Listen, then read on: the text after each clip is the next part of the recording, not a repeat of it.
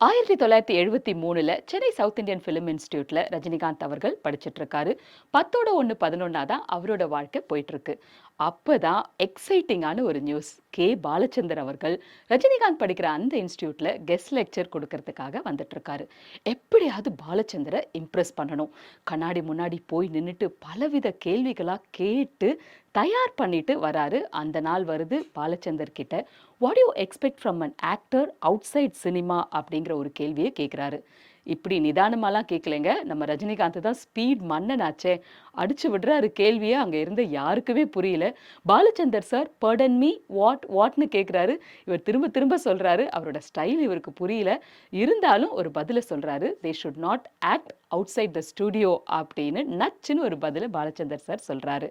கேள்வி பதில் முடிஞ்சதுக்கு அப்புறமா ஆசிரியர்கள் ரஜினிகாந்தை இன்ட்ரடியூஸ் பண்றாங்க. பாலச்சந்தரோட பயங்கரமான ஃபேன். அவளொரு தொடர்கதை படத்தை பலமுறை பார்த்துருக்காரு. இப்படியெல்லாம் சொல்றாங்க. உடனே பாலச்சந்தர், உனக்கு தமிழ் தெரியுமான்னு கேட்குறாரு. கொஞ்சம் கொஞ்சம் தெரியும் அப்படின்னு சொன்னதும், இல்லை இல்லை உனக்கு பத்தாது தெரியல, நீ ஒழுங்கா கத்துக்கிட்டு வா அப்படின்னு சொல்லிட்டு பாலச்சந்தர் அங்கிருந்து போயிடுறாரு. அதுக்கப்புறம் எவ்வளவோ முயற்சி பண்ணும் ரஜினிகாந்த் அவர்களுக்கு எந்த வாய்ப்பும் கிடைக்கல. சென்னையை விட்டு கிளம்பி போய் கர்நாடகால இருக்கவே இருக்க அந்த பஸ் கண்டக்டர் வேலை, அதை வச்சே பொழைச்சிக்கலான்ட்டு போயிடுறாரு.